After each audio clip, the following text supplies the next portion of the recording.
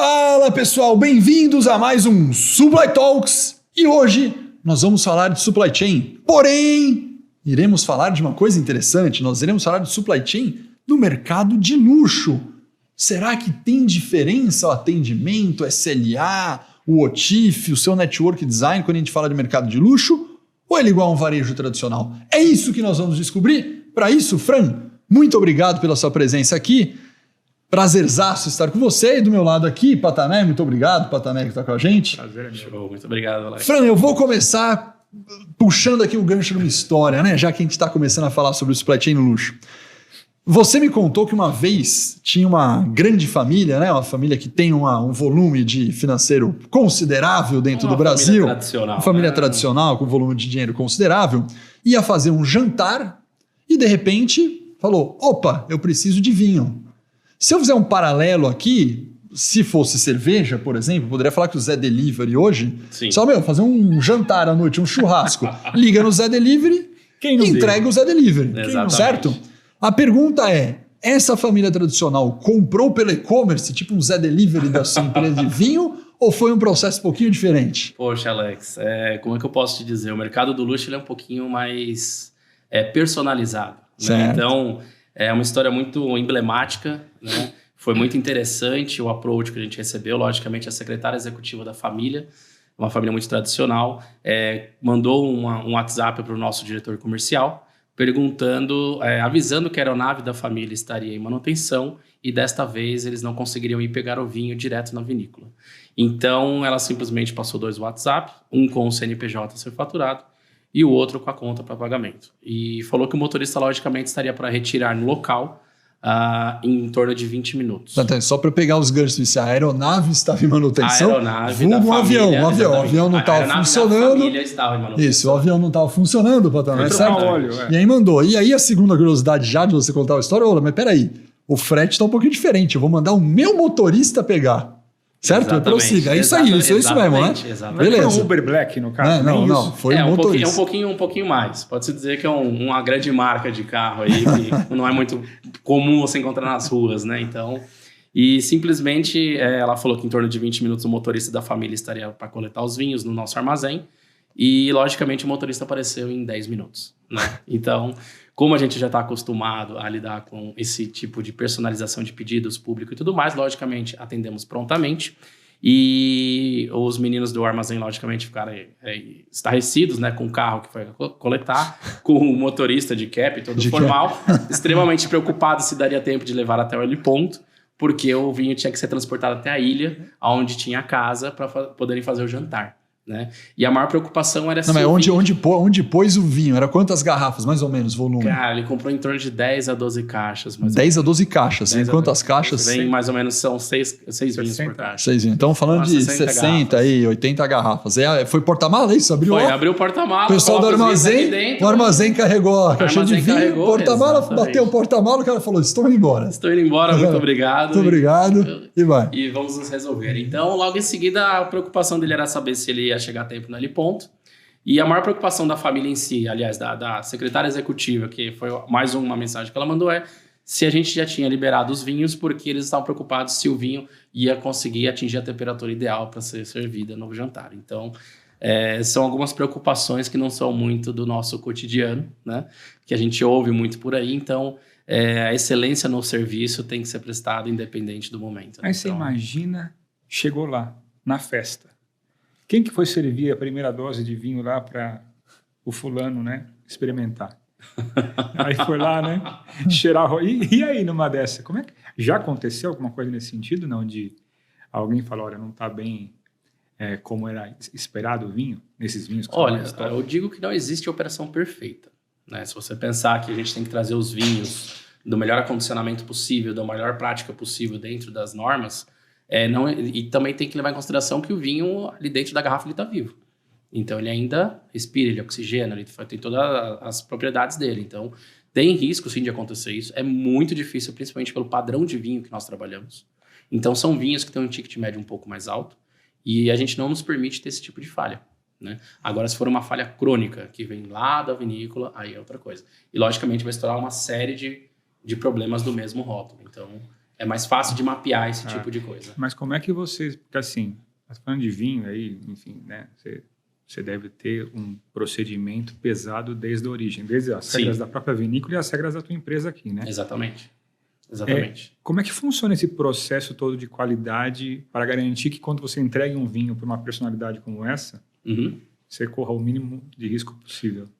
Como regra da empresa, todos os vinhos que nós importamos, nós retiramos de 2 a 3 garrafas, mandamos para o escritório, e aí a diretoria de produtos e até mesmo outros sommeliers que tem na empresa fazem todo o teste de qualidade e a gente já solta para o mercado. Então, tudo que está indo para o mercado sempre passa por uma avaliação.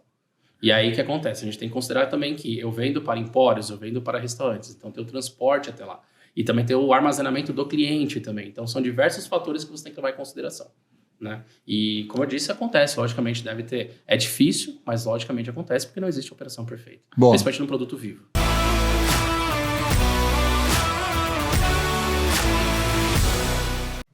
Eu trouxe aqui para você, Alex, logicamente, presentear você com um belíssimo vinho. Muito obrigado. Uma das vinícolas mais reconhecidas aí do mundo, Vino Antinori, família Antinori. Está em sua 27ª geração. Aqui, ó, Vino Antinori, Toscana, Itália, né? Isso, exatamente. Itália. Uva Savionese. Que uva que é essa aqui? Essa é a Savionese. Savionese. Esse aqui, eu acho que eu nunca nem tomei uma uva Savionese, Patana. Estou acostumado com o clássico. Merlot, Cabernet Sauvignon, Pernod Ricard, né? Sangiovese. Caramba. Pessoal, infelizmente vocês não tomarão esse vinho aqui, a não ser que vocês queiram ir lá na Berkman, certo? Sim. E comprar o rótulo, logicamente, lá. Você também não, Patana. Estamos aí nos maiores empórios, nos melhores... Depois eu conto, faço um review aqui do vinho. Muito obrigado. Bom, eu sou o Franz, são mais de 15 anos aí nessa correria do supply chain, uma coisa que eu sou apaixonado, né? Estou aí há 2 anos praticamente na Berkman Wine Cellars, uma empresa que fez este ano 60 anos, né? Uma empresa inglesa. E estamos aqui no Brasil há mais ou menos 9 anos, se eu não me engano. Vamos para o 10º ano aí, o ano que vem, uma grande festa, esperamos, né? Sempre fui apaixonado por supply chain, mais apaixonado ainda agora atuando nesse ramo do mercado de luxo, né? Um mercado muito interessante, um potencial imenso, né? Se falando em números aqui para você ter uma ideia de grandeza, em 2023 movimentou 1,6 trilhões de dólares esse mercado de luxo no mundo. Então eu acho que é uma bela oportunidade, principalmente para o supply chain no geral, se aprimorar no nível de serviço, que é o que manda e demanda esse mercado do luxo. Perfeito. Patané, agora você se apresenta, antes de fazer a pergunta. Eu estou curioso, muita curiosidade. É isso aí. Com as histórias que tem para ouvir. Bom, sou Ricardo Patané, sou também do mercado de supply chain aí, né? Logística, procurement e supply. Estou há 24 anos no mercado. Já passei por N indústrias. Ainda não passei pela de luxo, mas, enfim, gerou muita curiosidade. Essa é uma diferente. As mineração, hospital, né? A parte da saúde, alimentação, enfim, varejo com cosmético e tal, químico. E, enfim, acho que eu conhecia quase tudo no mundo, mas cada dia a gente aprende uma coisa nova. Estamos aqui no Supply Talks justamente para trazer essas novidades aí. Cara. Isso que torna tudo tão interessante no mundo de supply chain. Né? Cada empresa tem uma história diferente e a gente sempre acha que a gente sabe muita coisa, mas no fim... Eu costumo dizer que eu sempre gostei dos bastidores. Né? Eu nunca gostei de estar ali no show business. Eu sempre gostei de ver como as coisas funcionam. Acho que é por isso que eu trabalho com supply. Né? Então, aonde a gente faz as coisas acontecer. Né? Então... É bem legal. Muito bom. O que você acha que seriam assim, vamos tentar colocar top 3, eu sei que é uma pergunta difícil de priorizar, você tem experiência em outros segmentos, qual que é o top 3 diferença do mercado de luxo para o supply do mercado de varejo ou de indústria? Sim. Bom, primeiramente é o nível de serviço, né? Você trata com um público diferente, então logicamente eles vão querer excelência no serviço. Você tem que ter a qualidade do produto, não só o produto com qualidade, mas você tem que ter um diferencial, uma personalização, por exemplo. Né? Você vai vender um vinho que custa 5, 6 mil reais a garrafa, seria interessante a pessoa do empório, ter uma caixa diferenciada, ter um brinde, ter alguma coisa que vai chamar a atenção e dar esse ar de personalizar, né? Que é o que o pessoal do luxo já está acostumado. Eles não esperam menos do que isso, né? E o terceiro eu acho que é justamente a agilidade logística, né? Que é um grande desafio não só para o luxo, mas no luxo a gente dobra a meta, né? Então acaba ficando cada vez mais complexo porque você literalmente precisa atender o tempo do cliente, porque o mercado do luxo existem muitas oportunidades, então você não consegue mapear tudo do mercado do luxo. Porque tem muitos eventos, tem muitas festas, tem muitos outros tipos de confraternizações que as pessoas se reúnem, e tudo isso são pessoas da alta... pessoas que são do luxo. Né? Do luxo, né? Então, com isso, você tem que ter um nível de serviço em excelência. Não eu diria que eu poderia usar uma palavra que está na moda bastante, que a gente fala para supply, que seria Customer Experience, a experiência do cliente é um negócio relevante. E aí tem nível, porque se a gente pega hoje o Customer Experience, ele inclui um supply tradicional de varejo de indústria. Só que aí a diferença desse experience tem que ser um mega experience em detrimento de outro. É literalmente inovar, né? Porque tem muitas que ter uma vezes é algo mais... que não existe na prateleira ali. Né? Sim. Acho que você tem pegando a tua gancho, você tem um quê de personalização muito maior do que um varejo, uma indústria tradicional, que tenta estandartizar um pouco, mesmo que seja um nível de serviço alto, Sim. você tenta estandarizar. Ou mesmo que você chega, puxa, vamos fazer uma entrega no e-commerce em um dia, Sim. ou em 4 horas. Pô, sensacional. Você fala, cara, comprei, em 4 horas recebi em casa, nível de serviço incrível. Mas você ainda tem uma questão, acho que, de personalização em cima disso, né? Sim. A gente tem uma questão muito delicada, que é justamente essa parte dos influencers. Por exemplo, nós da Berkman temos um vinho chamado Calafúria. Esse Calafúria, a própria Madonna, olha o poder da marca. A Madonna declarou que é o vinho rosé preferido dela. Madonna estava aqui agora. Quando isso? Isso foi recente. Não, sei lá, 2 meses atrás, né? Faz um tempo já. Ela já falou, acho que foi no começo do ano, alguma coisa assim. Beleza, tá. E você imagina o barulho que não deu. E deu uma alavancada. Deu um belo de um barulho, porque como é que você controla a demanda disso? Né? E aí vem agora a Madonna fazendo show no Rio de Janeiro. E todo mundo querendo. E você precisa mandar o vinho para os influencers, né? Porque tem essa nova moda agora dos influencers, que são pessoas que têm milhões de seguidores. Isso. E às vezes você manda uma coisa relativamente simples, mas que tem um poder absurdo, né? Tem até uma história de uma bebida que eu não vou me lembrar aqui agora, que parece que eu acho que o Gustavo Lima, se eu não me engano, segurou lá em Carneiros. Ele só segurou a garrafa. Foi em questão de horas. Vendeu não sei quantas mil garrafas daquilo lá. Então, assim, tudo é posicionamento de produto. No mercado do luxo, principalmente. O luxo, para quem consome, é lifestyle, que eles falam, que é o estilo de vida deles. Isso. E para nós que fornecemos, o luxo é o posicionamento do produto no local correto, no preço correto e, mais importante, para o público que você quer atingir. Então, isso são as coisas primordiais para você entender e começar a trabalhar. Qual que é o público que você quer atingir? Entenda qual que é a demanda, o que eles estão precisando, o que eles estão demandando naquele... É o mercado do luxo, o que eles querem? Só personalização? Não.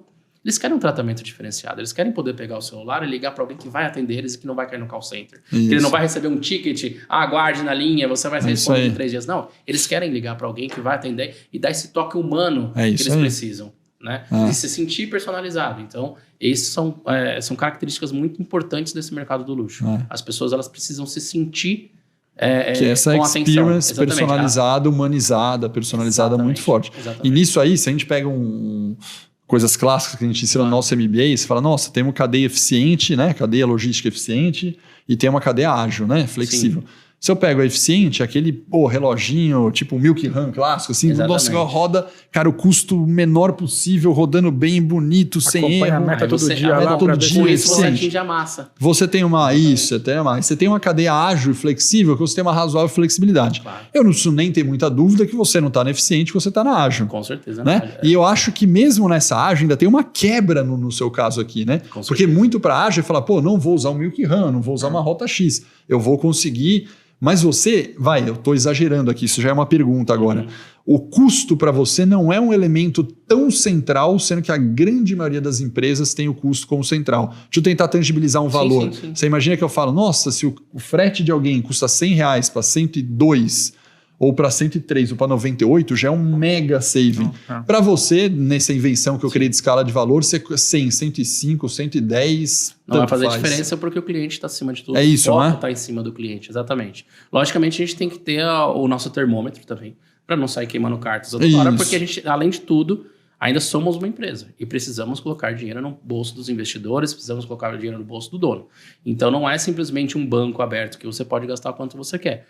O mais importante é você ter o senso de urgência e o principal, o conhecimento. Para quem que você está fornecendo? Entender a realidade do cliente. Porque atendemos clientes de luxo, mas também atendemos restaurantes de luxo, também atendemos empórios de luxo. Isso. Então, assim, às vezes a gente recebe uma ligação de um restaurante falando, olha, 3 horas da tarde numa sexta-feira. Olha, hoje pro jantar vai vir o governador aqui do estado XPTO. Me manda 3 garrafas daquele vinho XPTO? Claro, posso mandar. Poderia simplesmente falar para ele, não vai dar, só segunda-feira, o horário de corte já foi. Você deixou de vender 3 garrafas que devem custar 15 mil reais, um exemplo, porque você não quis atender, não quis ter essa flexibilidade, entender o cliente. Né?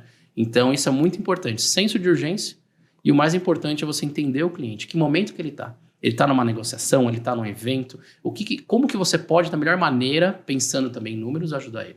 Né? Isso é muito importante no mercado do luxo. Perfeito. Eu vou falar de estrutura agora, que isso me gerou uma curiosidade básica aqui. A área comercial de vocês, ela obviamente sabe atender bem, está em contato com o cliente o tempo todo e, cara, a área comercial é comercial. Vai prometer, vai vender o papel da área comercial, certo? Ser agressivo, prometer o que não dá. E isso acontece em qualquer lugar. Vamos dar um exemplo. Se estiver comprando tubo de aço, cara, um negócio bem B2B aqui. Cara, no tubo de aço você fala, não, consigo pôr tantas toneladas em 3 semanas aí para você entregar. Então o comercial ele já sabe. E ele, obviamente, esse estereótipo desse profissional comercial, trabalhando nesse mercado de luxo, ele já sabe que tem que ter autorrelacionamento.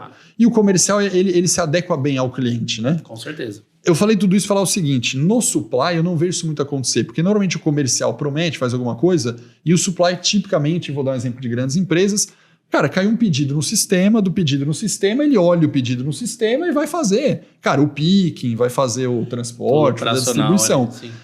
Existem no supply áreas de customer service, que tradicionalmente também é uma área de customer, é quase que uma área de atendimento quando dá problema de alguma coisa, ou que ele vai fazer o básico de alinhar a prioridade de um cliente em relação a outro. Mas mesmo a área de customer não tem nossa, eu atendo individualmente bem o meu cliente. Isso no supply não é comum. Tudo isso que eu dei de cenário padrão de mercado a minha pergunta, as pessoas e a estrutura que você tem no seu supply, uma pessoa clássica de almoxarife que faz um picking, que tem uma instrução mais básica de educação, esse cara ainda existe para você trabalhar lá? Ou você tem profissionais diferentes, porque ele fala, a minha pessoa do meu supply tem o telefone do cliente, coisa que não é comum. Quem tem é o comercial ou quem tem é o cara de customer, e não o operador do supply. Como que é isso? Porque para ele fazer um senso de emergência, como que você... Tudo tem que ter eu costumo dizer que tudo tem que ter alguém para orquestrar, né? Tá. E o que acontece? Os nossos funcionários... Não tem nada de diferente do mercado. A diferença é que eles têm, às vezes, uma instrução diferente, um treinamento que a empresa provém diferente, justamente por trabalhar nesse ramo. Né? Então, o cara que está fazendo o picking, ele sabe manusear uma garrafa, ele sabe ler a garrafa, ele sabe ver as condições da garrafa. Se está com um rótulo solto, se está com a rolha saltada, se está com líquido a menor, ele recebeu um treinamento para aquilo. Só que o que eu fiz? Eu peguei uma pessoa do mercado, treinei, porque isso é como eu administro a parte de supply da nossa empresa. Perfeito. Técnica, no caso. Então, o que acontece? Poderia pegar um especialista em picking do mercado, me custaria muito nesse sentido. E eu não vejo vantagem nesse exato momento porque não é a minha demanda. Perfeito. Então, você pegou um picking com uma experiência boa, mas treinou ele no seu mercado, no seu produto. Generalista de picking, e eu endossei ele para que ele vire um especialista naquele mercado. Você prepara ele para o seu negócio. Exatamente. Como também os motoristas. O nosso customer service, ele começa no motorista. Nossos motoristas, eles são treinados para ter a gentileza, ter a educação, saber se portar nos clientes, porque ele está entrando em restaurantes, ele está atendendo pessoas. Então assim, esse treinamento tem diferenciado em relação a outros lugares que você passou de experiência. O motorista seu não é o cara que simplesmente chegou no lugar e dispensou a caixa. Ele tem que ter um contato com o cliente. Ele não precisa chegar e dar bom dia para a lua, para o sol. Ele precisa ser educado o suficiente para demonstrar que ele está ali para ajudar em nome da empresa e ser solícito para que o cliente precisar. Ele só vai sair dali após a assinatura do canhoto, o cliente satisfeito e tudo mais. Tanto que, se o cliente comprar uma ou 15 mil garrafas, o motorista fica até ele conferir todos os produtos. Simplesmente ele não larga lá, valeu, tchau, vai embora. Não, ele aguarda o cliente conferir todo o material. Por quê? Porque tem produto que o rótulo, se ele tiver variado, o cliente não vai conseguir vender. O empório que deixa a garrafa exposta lá. Se tiver uma avaria, ele não vai conseguir vender. Então, o que ele faz? Na hora mesmo, ele já resolve ele com o motorista já passa para dentro, já faz toda aquela comunicação, e às vezes até mesmo no mesmo dia, já tem algum outro carro saindo com a mesma rota que vai conseguir deixar aquela garrafa substituta para ela.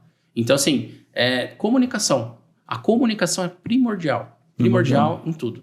Ela tem que ter um modo clean, tem que ser um modo simples de comunicar, e devido a essa personalização dos atendimentos, das entregas, de toda a operação, às vezes não tem tempo de muita metodologia no sentido de muitas ferramentas, aquela coisa toda. É uma coisa você não consegue fazer um Lean Six Sigma na vírgula do negócio, porque é uma cadeia ágil e personalizada. Exatamente. E é justamente isso que a empresa escolheu atender. Mas não é volume também, ou seja... Tem clientes de volume também. Mas assim, o teu dia a dia na tua operação, era uma operação de giro de volume muito grande ou é uma operação controlada? Os nossos produtos têm um valor alto agregado.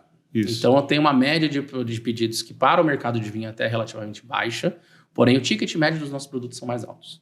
Mas eu tenho grandes clientes, por exemplo, até posso citar um aqui, que é o Super Adega lá de Brasília.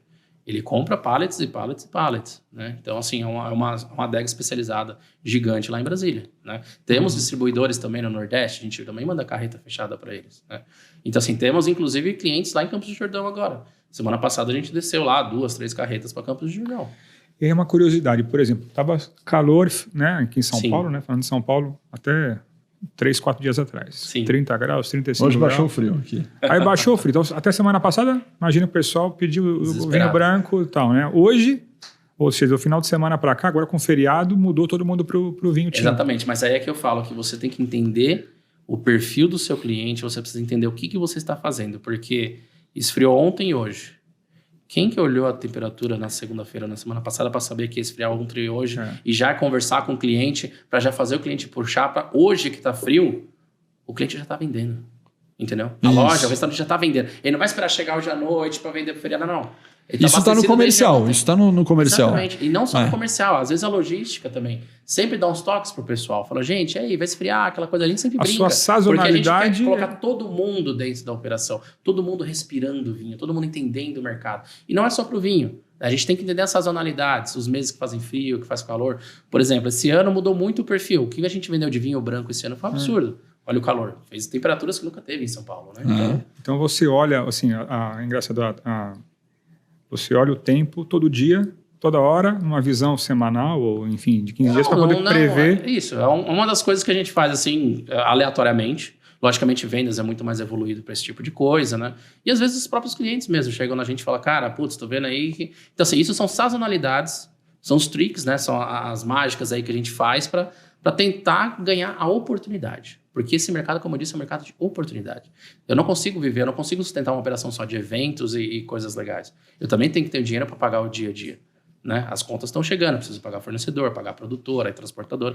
Então, assim, a gente tem que saber como agir, aonde agir, e o que a gente tem de oportunidade, a gente está indo atrás. Entendeu? Mas tem uma coisa, Patané, que eu vou puxar aqui, que é interessantíssima para nós, que, de novo, imagina que a gente está comprando numa indústria, né? Ou vamos pegar um varejo, né? Eu vou lá e compro um produto para revender. Imagina se fosse supermercado, né? Você atende mercados também, né? Sim. Mercados aí. Imagina se eu estou atendendo Pão de Açúcar, eu vou lá e falo, cara, vou vender Nescau, né? Eu sou aqui no Nescau, cara, eu sou Pão de Açúcar, eu vou lá e compro o Nescau da Nestlé, compro o Nescau e coloco o Nescau aqui. Muito que bem. Quanto que eu quero comprar de Nescau? Eu, Pão de Açúcar, determino o quanto eu quero comprar de Nescau. Pouco importa. Eu quero, se eu quiser, 1.000, 2.000, 3.000, eu compro. Porém, Fran, isso não é bem assim aí, né? Não. Porque, na verdade, existe uma pegadinha que ele vai explicar para nós, Patané, que ele tem que comprar o que existe e não o quanto ele quer. Porque as vinícolas, conta como funciona, porque muda, né? A gente está acostumado a falar, não, eu quero Nescau, o que eu pedi vem, senão eu compro outro concorrente, pedi vem, mas na vinícola não é assim. Como todo produto tem as suas segmentações. Então, tem vinhos que são de giro, que você consegue comprar 500 e tem alta disponibilidade. Exatamente. Beleza. E tem os vinhos mais específicos, que logicamente eles são, tem a safra específica, todo um cuidado. E como é que funciona isso? São chamados os vinhos de alocações. Então, o que acontece? A vinícola, ela vai lá, faz a colheita, faz todo o processo, envasamento, e ela vê quantas garrafas ela conseguiu. Então, ela conseguiu para esse ano 15.000 garrafas do vinho X. Só que ela vê os mercados que ela atende. Quais são os países que ela atende? A China, Estados Unidos, que são grandes players, né? E aí ela, de repente, lembra do Brasil. Porque eu costumo dizer que o Brasil é um país muito jovem ainda, mas está crescendo num volume absurdo. Se a gente considerar que somos aqui 200 milhões de habitantes, então, assim, é um potencial incrível. Incrível, né? E o que acontece? A vinícola simplesmente olha para o Brasil e fala, então, estou lidando, devido ao nosso bom relacionamento, E logicamente a sua performance, estou te concedendo o direito de você adquirir 50 garrafas este ano. Pensa nisso, Pantanal. O cara que produziu 15 mil fala, você quer comprar 50 que eu separei aqui? Então assim, estamos te dando o direito de adquirir 50 garrafas desse produto. E não, aí você, logicamente, vira lá pro seu planejador e fala, cara, conseguimos 50 garrafas. Ele com aquela cara mais feliz do mundo, assim, a gente precisa de 5 mil.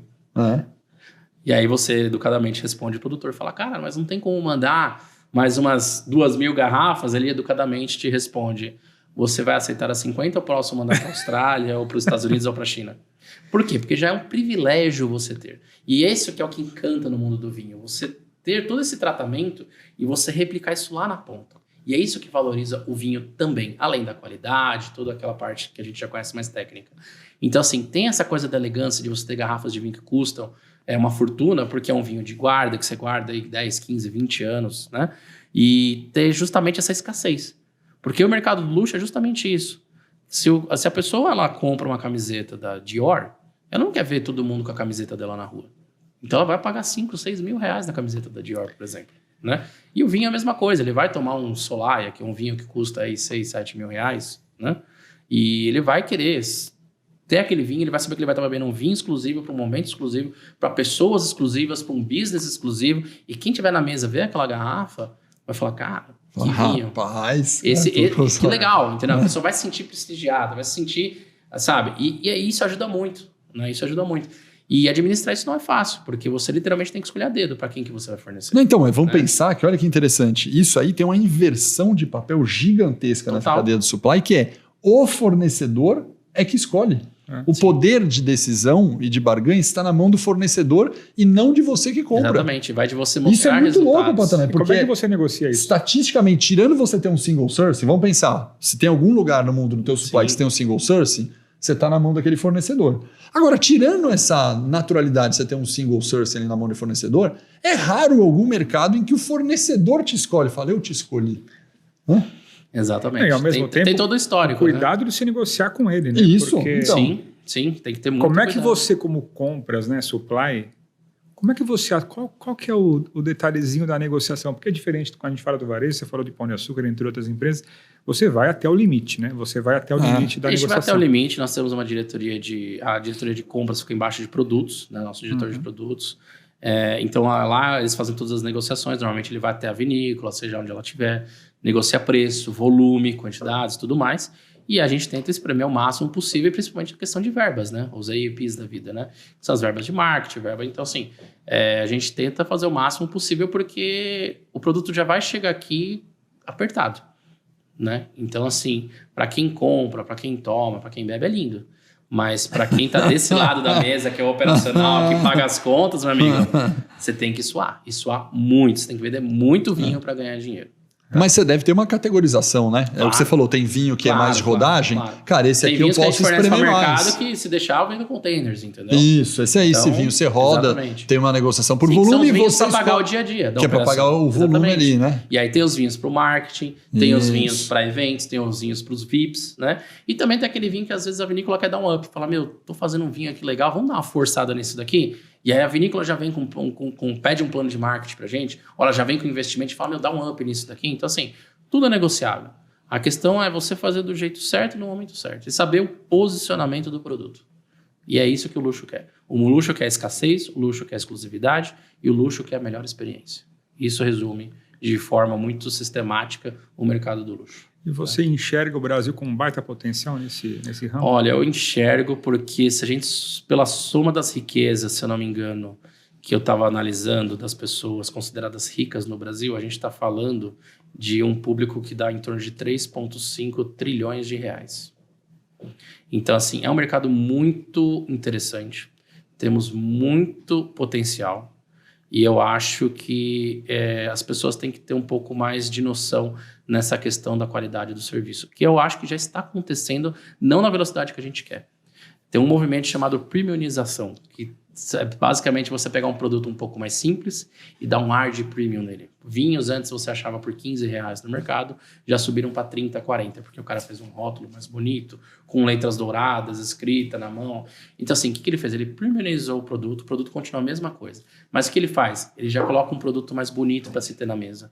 Já é um produto que por mais... Desculpa, já é um produto que por mais que ele tenha a mesma qualidade, seja boa ou seja ruim, ele vai ter um momento diferente, independente do que você ganhar. Quando você tiver com ele. Você ganhou o vinho, você olha, a primeira coisa que você olha é o rótulo. Nossa, que coisa bonita, né? Agora você ganhar um vinho, que pode ser um vinho maravilhoso, mas se tiver um rótulo mais ou menos, você fala, nossa, mas às vezes é um vinho maravilhoso que tá ali. Exatamente. Né? Então, as pessoas têm que ter muita atenção nisso, desse movimento de premiumização, que é um movimento muito legal que está acontecendo. Então, assim, eles entenderam que tem mercado para ser explorado, e o Brasil, nós que somos da logística, posso falar, é muito, muito, muito grande. Perfeito. Então, quando a gente fala de processo, vamos falar de processo agora, que a gente falou, pô, nós não vamos focar num Lean Six Sigma aqui, porque tem uma boa flexibilidade e personalização. Sim. Mesmo não focando nisso, você tem o básico da operação. Claro. Vou dizer o seguinte, cara, você tem nota fiscal de recebimento, pedido, entrada no sistema, apoio no RP, parari, parará. A lógica é, você tem e precisa de um alto stack de tecnologia, ou por ser uma coisa do mercado de luxo, você fala, cara, eu não preciso de tanta tecnologia para operar, porque o volume é menor, com uma flexibilidade maior e um sistema me atrapalharia muito. Como que é isso aí? Assim, falando de tecnologia, eu sou um pouco tendencioso, porque eu sou fã de tecnologia. Né? Um dos meus hobbies é justamente ficar mexendo em computador, ver sistemas, essas coisas todas. Então, eu sou muito a favor da automatização das coisas, por exemplo. Porém, quando se tem operações personalizadas dentro dessa automatização, você precisa ter uma chave que você liga e desliga. Ou você cria triggers que para aquele cliente ele não vai entrar na automatização. Ou que vai levantar uma bandeirinha vermelha, alguma coisa assim. Então, eu entendo que a tecnologia, infelizmente, ainda para o mercado do vinho, pelo menos para o nosso, não está 100% evoluída ainda. Perfeito. Tem muito chão ainda pela frente. Dá para se aplicar, né? Mas, por exemplo, as vinícolas também, algumas não ajudam muito no sentido de quanto mais exclusivo o vinho, significa que a tiragem das garrafas vai ser menor. Uhum. Então, nós da Berkman trazemos vinhos da Eslovênia, por exemplo. Né?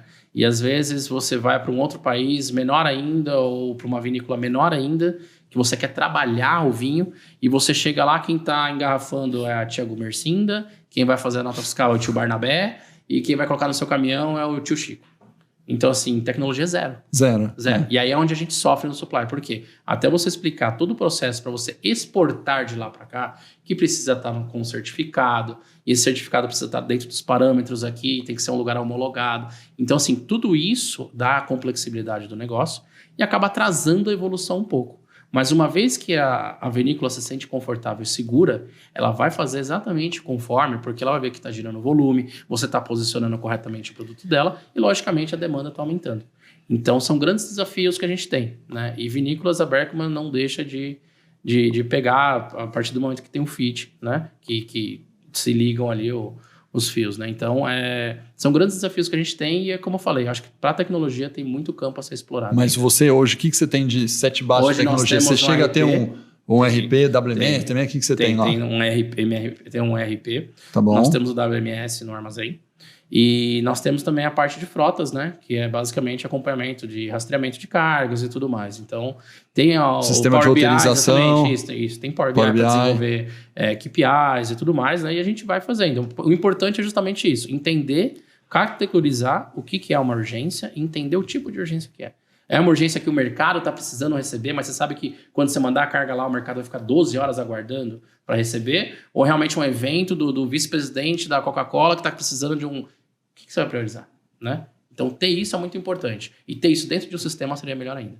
Né? Você classificar os clientes, por exemplo. Né? Então, isso são coisas que seria bem interessante de se ter. Perfeito. Num processo de operação básico, assim, o comercial vai tirar o pedido. Sim. E vamos pegar o evento que a gente começou aqui, né? Ou a história que a gente começou de um jantar especial e tal. Nesse momento... passar por todo, olha, o comercial vai mandar no sistema a nota, que a nota vai chegar aqui, que a nota aí vai motorista. Você chega a ter uma atividade e fala, não, eu consigo pelo nível de cliente entregar em paralelo, depois alguém entrar com toda essa documentação ou processo, burocracia, ou isso chega a te travar ou não? A premissa é falar, não, cara, vamos atender o cara e eu estou em paralelo trabalhando em toda... O segredo é a flexibilidade. Você precisa ter a flexibilidade. E o mais importante é você estar ciente da ocasião. Você tendo essa flexibilidade, logicamente, não atuamos fora da lei, então todos os produtos saem com nota fiscal. O que eu consigo fazer é passar aquele pedido na frente. Você vai ligar para o pessoal do faturamento e falar, gente, eu preciso dessa nota agora. Eles vão parar o que estão fazendo, vão faturar. Em questão de minutos, a nota vai estar no seu e-mail. E você já pode dar, como você já tem o pedido, você já pode, antes da nota sair, você já pode dar um briefing para o pessoal do armazém. Gente, vai sair esse pedido aqui, ó, já separa lá. Por quê? Porque o seu time já está treinado. Então, eles não necessariamente precisam exatamente daquele SKU. Às vezes, pelo nome do vinho, eles já vão saber qual que é. Já vão saber a posição e já vão conseguir agilizar o processo. Às vezes, a nota é a última coisa a sair. Às vezes, o motorista na porta do carro esperando aqui, ó, já com o carro carregado, e a nota está guardada. Que, na verdade, deveria ser o oposto. Então, você antecipa todo o teu processo anterior. Exatamente. Dar o teu ganho porque em vias normais, a gente fatura, né? Tem o horário de corte. Exatamente. Entra o pedido no horário de corte, fatura... E no dia seguinte está entregue no cliente. Basicamente é isso. Mas agora a gente tem que ter a flexibilidade de poder mexer. Você vê, se a pessoa que está lá fazendo o picking não conhece o rótulo, não conhece o vinho, porque assim, tem diferenças e os rótulos às vezes não são tão diferentes. Não, tem rótulos muito iguais. Você tem rótulos acredite se quiser, tem rótulos muito iguais. Você tem safra premiada, você tem a safra do ano que não é premiada, e o cara tem que olhar o ano se ele erra ali. Às vezes, né, e às vezes nem ele erra, às vezes a vinícola, porque você comprou lá 15 mil garrafas, às vezes veio porque são todas impressas na gráfica, né? Lá, e às vezes a impressora deu ruim e não saiu a safra. E aí? Aí eu ia te perguntar uma coisa. Supondo que, imagina seu processo logístico veio lá de fora, enfim, você chegou no Brasil, né, desembaraçou a carga, chegou no teu armazém, você foi lá desembalar, achou alguns rótulos machucadinhos ali, né? E o vinho tem esse problema. Tem. Né? Como é que você resolve isso sem precisar devolver, ou se você devolve, como é que você faz esse... tem toda uma análise que a gente faz, até mesmo os nossos embarques, eles são tratados de uma forma muito delicada, então a gente traz o pallet, normalmente a gente usa os airbags, que são sacos de ar dentro do container. Quando não vem container refrigerado, o mínimo aceitável é container com manta térmica. Os pallets têm todo um processo para ser... porque a gente quer mitigar esse tipo de coisa de acontecer durante o transporte, que às vezes acaba sendo... a gente fica blind, a gente fica cego, não consegue ver. Se realmente aconteceu uma fricção dentro ou o navio mexeu muito. Muita onda, deu onda. Exatamente, pegou ali uma onda pesada. Então, assim, normalmente quando acontece são coisas muito graves, no sentido de... A gente sabe que tem produtor que manda a caixa com 6, mas não manda uma grade por dentro para separar as garrafas. Às vezes é um momento de fricção e raspa uma na outra. E o que acontece? A gente documenta para o produtor tá bom, faz uma carta de crédito para você e a gente resolve diretamente com o produtor. Mas já aconteceu sim da gente ter problemas no embarque e até mesmo no desembarque, né? Do cara tá retirando o pallet caído assim com as garrafas que quebraram lá no meio. E aí a gente aciona a seguradora, transporte... Processo normal. Isso, o problema é quando são vinhos que não tem mais. Eu pensei naqueles 50 que você tinha que comprar e só tem aquilo. É isso aí. Então assim, isso normalmente a gente pede o máximo... nem o rótulo você troca. Você nem o rótulo conseguiria trocar. Não. Esse daí a gente tem aí, a gente gerou avaria, e é uma avaria ainda comercializável, que é rótulo, essas coisas todas, a gente segmenta e depois faz uma promoção interna para funcionários, ou até mesmo ter algum cliente específico que quer, porque quer comprar, ele vai comprar, mas ele vai estar ciente que vai ter uma avaria ali, né? Mas o produtor, normalmente, dependendo do caso, ele é contratado imediatamente e é registrado. Imagino que assim, essas operações de projetos grandes, quando eu estive na Vale, a gente fazia muita inspeção local até o embarque para garantir que cada um fez a sua etapa do processo. É tudo fotografado o processo. Você tem tudo isso daí, né? Isso ajuda muito, né? Porque o duro é descobrir aonde foi o problema, né? Ajuda. E principalmente a gente precisa disso devido às origens, né? Dependendo da origem que você pegar, às vezes você vai pegar um vinho da Eslovênia, um vinho da Croácia, um vinho da... São lugares que às vezes você consegue pegar um caminhão lá que faz uma rota, entendeu? Então, primeiro tira foto, segundo tira foto, terceiro tira foto. Aconteceu um problema, aconteceu aqui no segundo carregamento. Porque no primeiro estava tudo certo. Isso aí. Então, é um meio de rastreabilidade meio arcaico, talvez hoje, não sei. Mas ainda funciona. E se está funcionando, eu acho que seria bem interessante. Essa questão do transporte, você tem o vinho de 10 mil a garrafa e você tem o vinho de R$200 a garrafa. Claro. Chega a ter o container, ou a embalagem, ou a caixa, ou sei lá o que é, diferenciado nesses, ou trata igual, ou fala, não, nossa, esse de 10 mil aqui, cara, a embalagem é 3 vezes mais reforçada, tem um selo de triplo frágil, como que é a lógica? Normalmente, esses vinhos mais caros, eles têm a própria embalagem deles já são reforçados. Vem numa caixa, aquele papelão mais premium, aquela coisa mais bonita, aquela coisa toda. Normalmente eles deixam no topo do pallet ou no cantinho do pallet. Mas vem junto com todo mundo justamente para manter a amarração, aquela coisa toda. Tá. Né? Os riscos que a gente tem é quando isso não acontece. E vamos supor, você imagina um pallet aqui quadrado, e aí com a pressão, com um buraco, sei lá o que o caminhão passou, estourou uma garrafa no meio do pallet. O que aquela garrafa vai fazer? Ela vai vazar para todas as outras garrafas. Você só vai ver isso 30, 40 dias depois. Então, às vezes, você abre a caixa e tem vinho até embolorado lá. Porque ele estourou, manchou a caixa, manchou os rótulos, e aí você tem que fazer o... Então, assim, é um cuidado extremo que tem que ter. Né? Então, até isso a gente sempre reporta para os vinícolas, porque é muito importante. E é 100% rodoviário? Marítimo, desculpa. 100% marítimo. 100% não tem, marítimo. E quando existe uma exigência de uma celebridade aí, vai trazendo aéreo, não traz? Olha, até hoje, nesses 2 anos que eu estou na empresa, não teve nenhum frete ultra mega urgente, assim, de trazer no aéreo, justamente por conta do peso também, né? Então, um pallet aí que cabe umas 720 garrafas, você imagina quantos seria mais quilos, aqueles né? rótulos exclusivos, aquele volume. Isso, normalmente a gente tenta trazer, logicamente, assim, é o que eu falei, esses são segredos que nós da operação utilizamos para tentar dar o save cost. O que eu vou gastar no transporte local aqui, eu consigo economizar na importação. Eu pego tudo no mesmo pallet, eu pego tudo junto, eu consolido cargas de produtores. Então, são algumas estratégias que você usa para dar o saving na importação, o saving no transporte internacional, para depois você ter uma gordura para poder gastar em casos de emergência e ninguém vir te encher o saco depois. Na prática você acaba tendo, eu vou chutar aqui, né? Sim. 2 grandes blocos, né? O bloco 1, importação, chegou dentro do teu CD, do teu armazém. Sim.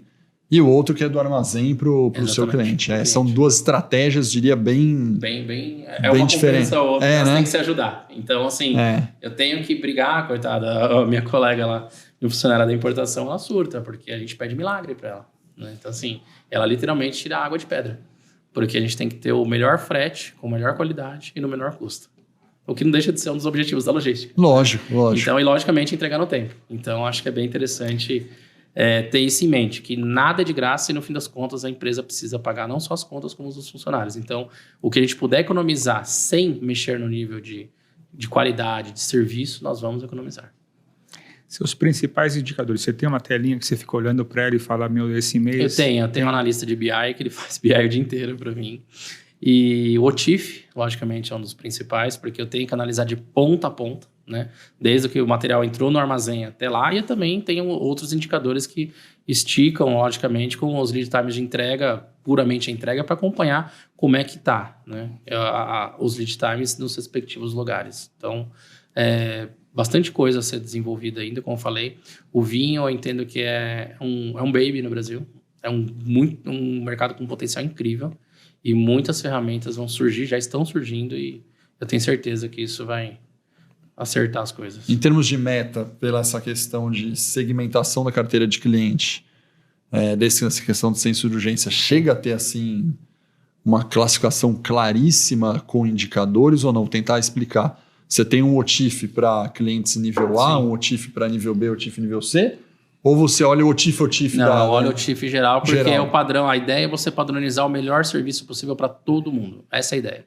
Tá. É dar o melhor serviço possível para todo mundo. Então, se eu começar a categorizar, vai começar, poxa, mas por que esse cliente aí um dia, Deus o livre, algum vendedor ou algum aí de outro departamento, por que esse cliente que sempre está sendo bem atendido, esse outro não está? Então, a gente normalmente dá uma globalizada nos indicadores para justamente tentar achar os gargalos de, por que está caindo esse mês? Porque esse cara, não, então vamos colocar esse cliente para cá que ele vai receber na hora também. Ou no caso, você tira os outliers dessa história toda, né? Por causa da celebridade lá no Rio, você não teve custo logístico para entrega. Para mim foi ótimo. Então foi ótimo. Mas se você botar no teu bolo a análise, você sujou um pouco o número a seu favor. Você suja o número a favor, porém eu não deixei de vender, não deixei de gerar faturamento para a empresa. Mas você tira esse outlier da tua análise para gerar o padrão. Alguns sim, outros não. Outros não. Outros não. Você tem que saber equilibrar, porque às vezes você tem que equilibrar o seu custo lá na frente. Às vezes você gastou demais para entregar em um outro e você economizou aqui. Por que eu não vou jogar esse que economizei aqui para diminuir o impacto aqui? Beleza, porque certo. senão só vou tirar e só vou ficar apanhando. Então você tem que saber jogar. Mas também tem que saber ser justo. Putz, olha, que o cara retirou e aqui eu gastei. Realmente, foi erro meu, então vou ter que melhorar aqui. Ou não, eu economizei aqui, o que eu economizei aqui salva aqui. Beleza, zerou. O alto luxo, nesse caso, te ajuda quando a gente fala de indicadores, ele tem uma tendência a te ajudar no Normalmente o alto luxo ele não ajuda muito porque são operações muito personalizadas, né? É como se fosse eventos. Todo evento a gente sabe que tem o fator cagaço que eu costumo dizer, porque é onde vai dar ruim ali, né? Então o que acontece? Você tem que contar com isso. E o mercado do alto luxo, tem um filme que eu gosto muito, que ele representa muito o alto luxo, que é O Diabo Veste Prada. A Miranda Priestly, interpretada pela Meryl Streep, ela simplesmente tem uma cena que para mim é icônica ali, que ela simplesmente chega para assistente dela e fala: meus filhos estão indo viajar para a Suíça e eles querem ler o livro do Harry Potter. A assistente prontamente fala: não, eu vou ali na livraria pegar lá. Ela falou: não, você não está entendendo. Eu quero o novo livro do Harry Potter.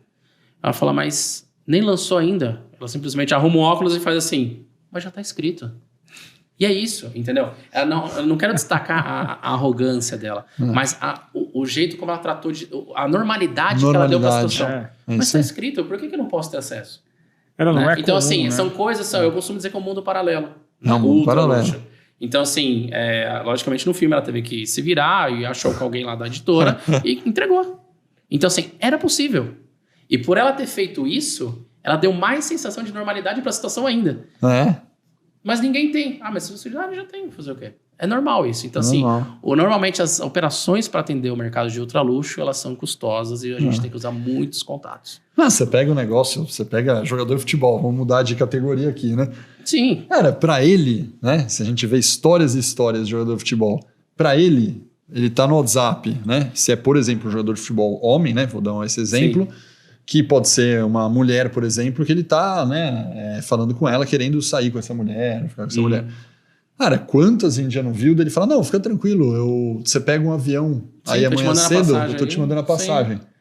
Cara, acho que ele tá em Paris, né, cara? Ele tá nos Estados Unidos e ela tá no Brasil, entendeu? Sim. Cara, pensa nós aqui, né? Quando que você ia falar para uma mulher que você nunca beijou, eventualmente nesse exemplo, que você está falando, conhecendo ali pelo WhatsApp, pelo Instagram. Pega o avião, vem para cá. E você fala: não, tô te mandando a passagem, você vem aqui, passa o dia aqui, depois toma um gente janta junto, você aqui em Paris. Tipo, e pro cara é totalmente normal. Mas aí é que tá, como eu costumo classificar o luxo e o ultraluxo. Normalmente o ultraluxo é composto por famílias tradicionais que já vêm de muitos anos tendo esse poder aquisitivo, então é muito composto por herdeiros e tudo mais. O luxo é esse novo pessoal que está vindo, ou até mesmo um pessoal mais recente, como por exemplo os influencers. Os influencers é um movimento que está tendo, que não tinha-se há 10 anos atrás, né? E hoje as pessoas estão vivendo praticamente disso. Então, e movimentando volumes astronômicos de dinheiro.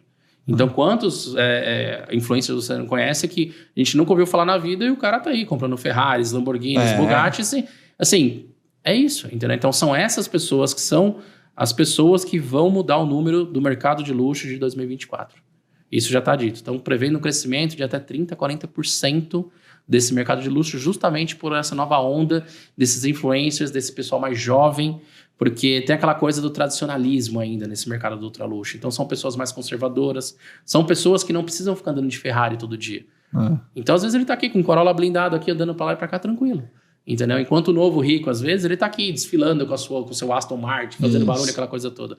Então, assim, a gente tem que entender que são dois perfis totalmente diferentes, né? E o que é difícil, operacionalmente falando, para a gente atender, porque, às vezes, o milagre é o normal para eles. E para a gente foi um milagre. Como eu citei agora da Miranda Priestly. Tipo, se ela não tivesse um contato da editora que escreveu, ela não teria conseguido. E ela seria taxada, talvez, de incompetente ou qualquer coisa do tipo. E você fica com esse peso. Então, assim, é uma responsabilidade absurda. Você tem que ter um senso de noção, um senso de urgência, uma gama de contatos. E, logicamente, você tem que saber nutrir esses contatos. Não é só pedir, você também tem que saber dar, né? Então, esse gerenciamento de contatos que você tem que ter é bem interessante, bem mágico, e eu falo para vocês que dá trabalho. Eu achei interessante ouvindo tudo isso, né? Você fala assim, poxa, como é importante o supply chain, né? Um profissional, como a pessoa que começou lá, o estagiário, que talvez ainda nem saiba o que é o supply, né? Que vai aprendendo. Com certeza. Tem que fazer um curso aqui no Embrasc, né? Como a gente fez ano passado. O que ele pode fazer no fundo, no futuro, né? Como ele tem que entender o negócio dele a fundo para poder atender o luxo, o alto luxo, né? Quer dizer, a gente tem podcast aqui que a gente gravou só de customer, né? Customer Experience. Exatamente. Cara, o Centrist é foco hoje, fundamental no Sim, supply chain. o 10 nível anos. de serviço tá um absurdo. É hoje. isso aí. Você precisa melhorar. E há 10 anos atrás, Alex, talvez, não sei se existiam tantos CEOs de supply no mercado, né? Mas hoje tem um monte, né? Então você fala como essa área ficou importante, né? Porque ela faz tudo, né? Ela Sim, está sim, em mas essa é uma outra contato com todo tendência que eu mundo, estava né? lendo um artigo falando que a nova tendência agora dos CEOs é virem do supply chain. Porque teve aquela leva do pessoal de vendas, teve a leva do Finanças, CFO, é isso, exatamente. CFO. E aí agora tá vindo o pessoal do supply. É. Por quê? Porque o supply ele entende desde a aquisição, lá do planejamento da matéria-prima até a entrega no cliente. Entendeu? Se ele fizer uma especializaçãozinha ali em vendas, uma coisa um pouco mais técnica que nem sempre está ao nosso alcance, cara, você já tem o cara com o pacote completo ali. É isso, entendeu? Então, assim, é basicamente isso. Por isso que eu sou apaixonado pelo supply por causa disso, porque você consegue ver a operação como um todo, né? E quanto mais curioso você for, melhor.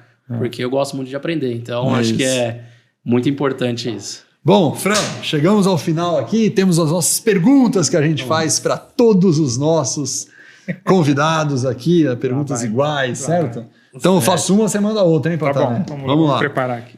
Primeira pergunta, uma frase de impacto. Olha, essa eu vou confessar que eu fiz uma colinha, Boa, porque não tem essa problema daí nenhum. eu vou falar para você que são perguntas bem interessantes. Uma frase de impacto, como eu disse, às vezes o bastidor pode ser mais interessante do que o show. Né? Então, principalmente para a gente do supply. O show tá ali, você tá vendo o final, mas como foi feito?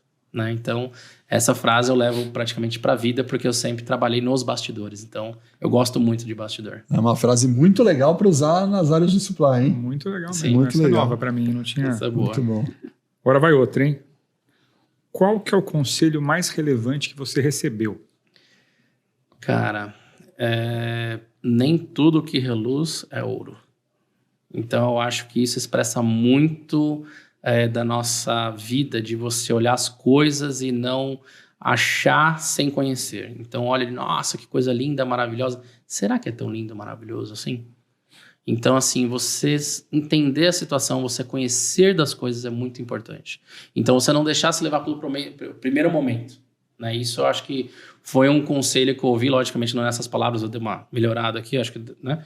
Mas é basicamente isso. Eu acho que a gente tem que se aprofundar nas coisas e não acreditar logo de primeiro momento. Né? Perfeito. Próxima pergunta. Uma competência, e só vale uma, graça aqui é não poder falar 3 ou 4, tem que falar uma só. Uma competência que atualmente você acha que todos devem dominar. Não cara, pode conversei até ficar com a minha sem. esposa sobre isso ontem à noite. Eu falei, cara, é uma coisa que a gente entrou meio que num consenso. E eu acho que é muito interessante. Profissionalmente ou pessoalmente? Eu Não, profissionalmente, pelo amor de Deus. Deus. Eu acho que as pessoas precisam aprender a apreciar o silêncio. Nossa Senhora. Apreciar Eu falei o Nossa Senhora pelo seguinte, é a primeira vez, tem mais de 100 episódios aqui de podcast, é a primeira vez que sai isso aí. Sim, apreciar o silêncio. Às vezes as Apreciar o pessoas estão muito silêncio. reativas ultimamente. E isso pode te colocar em maus lençóis. Então, as pessoas precisam ter calma, respirar, entender o momento, entender o coleguinha e apreciar o silêncio. Às vezes, no silêncio, você consegue entender muito mais coisas do que você só fica falando. Porque você está falando, você não está, às vezes, processando. Então, às vezes, o silêncio, você consegue olhar e ter um panorama geral da situação. E eu acho que isso está faltando muito hoje em dia. As pessoas estão muito reativas, então precisa dar uma acalmada. Boa, vale a estrelinha de primeira vez que aparece aqui em aí anos de fiquei podcast. feliz Cara. Vale a estrelinha aqui, Patana. Ó, uma outra agora. Alguma coisa que você acreditou ser verdade e que você depois mudou de opinião. Essa me fez pensar bastante. Porque isso vem das origens, né? De criação. Família tradicional, aquela coisa, né? E uma coisa que eu vi que realmente eu praticamente, né, analisei agora e vi que é um choque os mais velhos nem sempre têm razão, né? Então a gente foi criado de o mais velho tem razão, os mais velhos têm razão. E não é assim, né? Quando você vê a vida, não é assim. Então, os mais velhos nem sempre têm razão. Então tem que tomar muito cuidado com isso. Eu vou aproveitar, só para pegar um ganchinho aqui, né? Eu aprendi a fazer um cubo mágico hoje de manhã, né? Eu desafiei meu filho semana passada, ele de 7 anos, a fazer um cubo mágico. Ele tem um cubo mágico que ele fica atacando na parede, eu falei, monta isso aí. Vamos usar direito. Vamos usar direito, né? E aí eu falei, desafiei ele, botei um vídeo no YouTube e eles são um pouco habilidosos com isso, né? Então ele viu 20 vezes o vídeo no YouTube, eu vi 2. Eu não entendi nada e em 20, né? Ele foi vendo. Sábado de manhã, isso foi na quinta. Sábado de manhã ele me acorda com o cubo pronto. Falei, cara, como é incrível, né? E eu, pensando na minha lógica, e fui ver de novo, e vi algumas vezes de novo o vídeo, e hoje eu consegui fazer. Hoje é quarta-feira, né? Olha a diferença. Ele tem 7 anos. E aí, quando eu fiz e fui ensinar ele do meu jeito de fazer, ele olhou e falou, papai, não. A lógica deles é completamente diferente da nossa, né? Tinha uma evolução, acho que nesse processo, né? Das crianças e da gente, dos mais velhos, que cada um tem a sua sabedoria, isso a gente não pode desrespeitar. Exatamente. Mas as cabeças são muito diferentes, né? Total. Então é por isso que eu falo que nem sempre os mais velhos têm razão. Então, não, isso é uma verdade muito forte, né? Sim. Eu refleti bastante para pensar nisso. Falei, cara, que choque. E como eu trabalho nesse mercado, né, do luxo e tudo mais, a gente não tem muitas pessoas jovens, né? São pessoas mais vividas, principalmente esse ramo do vinho. São pessoas muito cultas, muito conhecidas, né? Então, você aprende com o tempo que, né, nem sempre as mais velhas... Eu poderia puxar uma outra frase clássica, e agora eu vou ser bem polêmico, a gente não vai discutir sobre o assunto. Não, vamos, tá bom. Que uma frase clássica muito parecida com essa, eu também mudei de opinião. Os clientes sempre têm razão. Isso não é uma frase 100% verdadeira. Não mesmo. Hoje em dia... é polêmica, né? Polêmica. Essa dá um novo podcast só com essa frase, cara. Não, você fala, Alex, você tá falando que os clientes nunca sei. Não. Eu já falo há algum tempo isso em palestra, que nem sempre os clientes têm razão. E quando você tiver uma empresa que tem a maturidade de bater de frente e comprovar que ele não tem razão, você zerou a vida. É isso aí. Isso não significa que eu não vou atender bem, que eu vou ser grosso, isso é outra coisa. A lógica é falar, o cliente sempre tem... Não, cara, isso aí, ao longo do tempo, você vem aprendendo drasticamente que não é uma verdade, né? Sim. Isso não quer dizer que mas você é porque a gente permitiu uma bela experiência porque nós cara, permitimos nos questionar sobre isso. Quando a gente foi ver o balanço, foi ver as contas e o que a gente estava fazendo para atender o cliente, os números falam, não adianta. Os números falam por si. Então, é isso aí. E hoje eu falo isso para minha equipe comercial, não é para o supply, tem que operar nos baixos. Eu falo para a equipe comercial, cuidado. Nem sempre. E você sabe que eu tenho aquele hobby da pizza, né? Que eu faço as pizzas. Isso, verdade. Eu vou te falar, e eu vejo isso todo dia.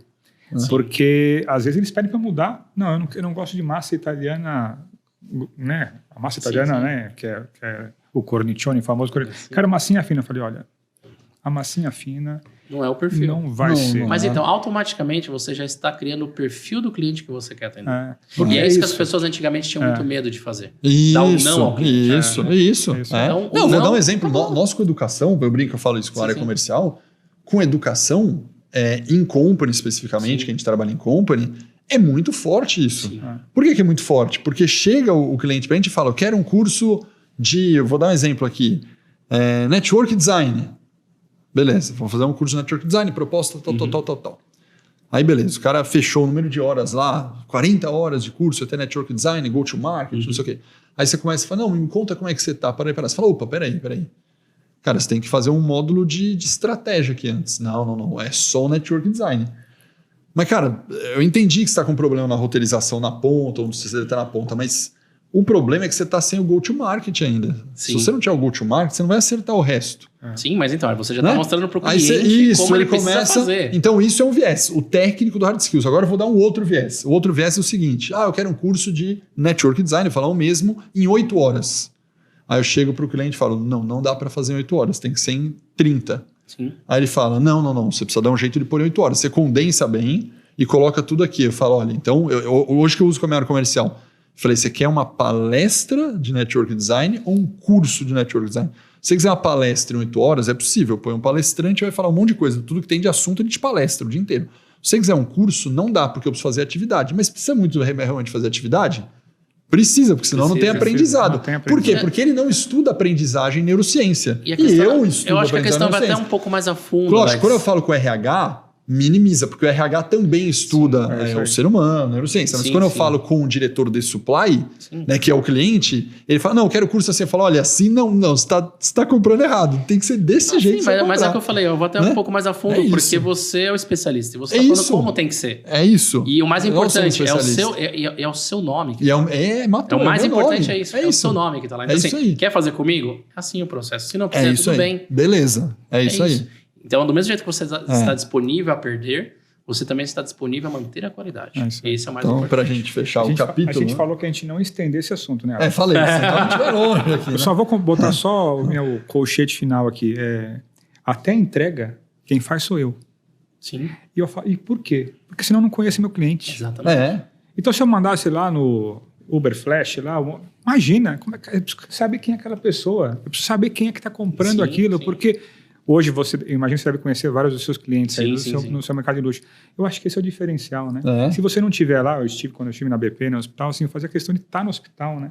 Para conhecer, mas você ia conhecer doente, cara, mas você não consegue se colocar no lugar da pessoa se você não tiver lá. E você nunca vai saber, sentado no escritório, enfim, a 5, 10 quilômetros dali, você não vai saber o que está acontecendo na prática, né? Então, mesmo os cursos de supply, né, que a gente fez na BP, inclusive um lá, né? E aí a gente tinha o prático. Tinha o projeto prático do curso que você aprendeu, porque senão a pessoa não vai gravar. Não vai conseguir pôr em prática. Faz toda a diferença isso. Né? Muito bom. E a última pergunta, para fechar geral, não necessariamente é uma pergunta que parece simples, mas é uma música, só que tem que... É uma só também, pô, é uma música, tem que ter algum, né, o porquê da música. Isso parece simples, mas é difícil essa pergunta, porque é tanta música que a gente gosta. E se eu falar pra você que essa foi uma das, se não a pergunta mais difícil de responder. Eu tô falando. Porque assim, eu sou muito eclético, muito eclético. Eu também sou. Mas eu tô numa vibe de curtir um negocinho um pouco mais agitado, então eu vou recomendar aqui Strokes, Last Night. Strokes, Last Night. Essa é uma música que eu gosto bastante.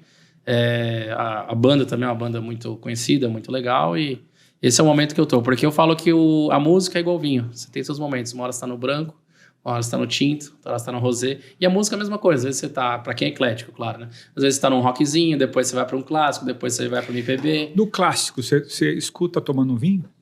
Cara, eu sou um mega fã de música clássica, né? Eu costumo dizer que sou Benjamin Button, né? Eu nasci velho. Então eu sempre gostei muito. E a música é essa aqui? A própria. Não vamos por mais, porque senão o YouTube corta por direitos autorais. A gente só põe um pequeno gostinho aqui. Boa. Mas respondendo a sua pergunta, eu ouço música clássica em qualquer momento, até lavando louça às vezes. Então, pra mim, o vinho eu tomo com qualquer coisa. Então, importante é ter o vinho bom. Você viu o que ele falou, né? Lavando louça, né? Aí qual que era a frase que a esposa dele falou pra ele? Parecia em silêncio. Então, ou seja, deixa eu falar e você ouve. Patané, muito obrigado. Prazer ser co-host. Fran, prazerzaço aqui. Obrigado. De aprender um pouquinho do mercado de luxo.